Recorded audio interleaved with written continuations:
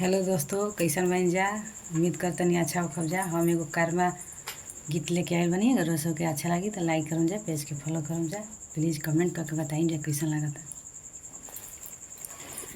कावा नाही देसे बाबा तलरे पोखरावा कवन देसावा कैल धिया के बियाहवा कवन देसावा कैल धिया के बियाहवा कवन देसावा कवन भैया आई है कवन भैया जई है कवन भैया ना बहिनी के बटिया बहोरी है कवन भैया ना बहिनी के बटिया बहोरी है कवन भैया ना पूर्व देशे बेटी तालरे पोखरावा पश्चिम देशे ना कैनी तोहरो बियाहवा पश्चिम देशे ना कैनी तोहरो बियाहवा